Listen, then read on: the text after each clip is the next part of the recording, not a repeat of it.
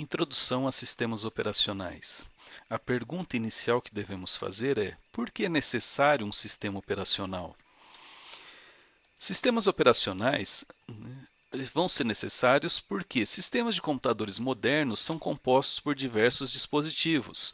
Nós temos aí, além de processadores, memória, placas controladoras, monitor, teclado, o mouse, impressora e muitos outros itens que compõem esse computador. No caso, isso tudo vai gerar algo que é muito complexo, então uma alta complexidade para gerenciar tudo isso daí. Com isso, tantos dispositivos que estão sendo gerenciados, ou deveriam estar sendo gerenciados para poderem cooperar, surge essa necessidade desse gerenciamento de todo esse conjunto. No caso, isso acaba sendo uma tarefa difícil de ser realizada. Então, para isso, sistemas operacionais vão auxiliar. Mas o que é um sistema operacional? Um sistema operacional é um software responsável por gerenciar dispositivos que compõem um sistema computacional e realizar a interação entre o usuário e esses dispositivos.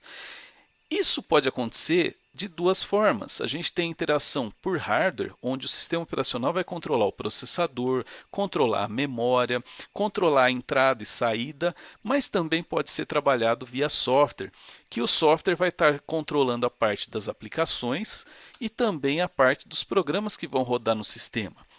A arquitetura de um sistema operacional básica seria algo assim, onde nós teríamos inicialmente um hardware, onde eu tenho meu dispositivo físico, a microarquitetura, a linguagem de máquina, e depois já viria para os programas do sistema, onde eu tenho aqui meu sistema operacional, que está fazendo essa interface entre os programas do sistema e os aplicativos. Então eu tenho compiladores, editores, os browsers, um sistema de banco de dados, tudo isso daí vai ter que ser gerenciado pelo sistema operacional.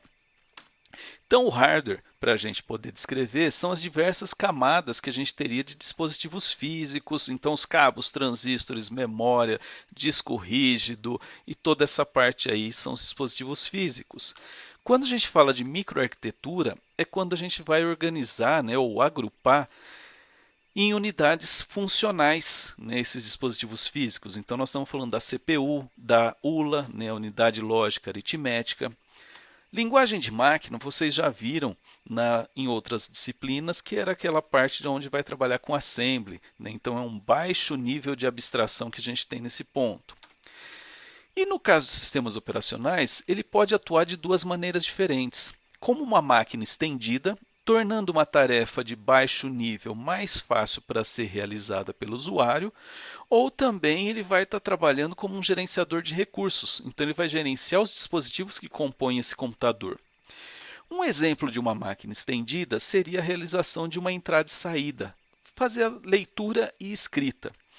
Quando a gente fala de SO, ele vai estar falando de como seria, qual que é o número de parâmetros, o endereço do bloco a ser lido, o número do setor da trilha, ele tem que ativar modo de gravação, então são diversos detalhes de muito baixo nível.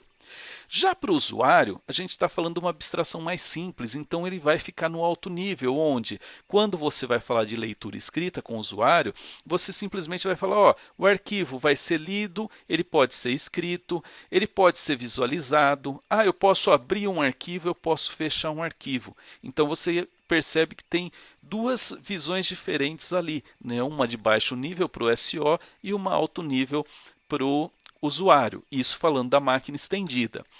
Quando a gente fala do gerenciador de recursos, a ideia toda é que gerenciar todos os dispositivos e recursos disponíveis no computador.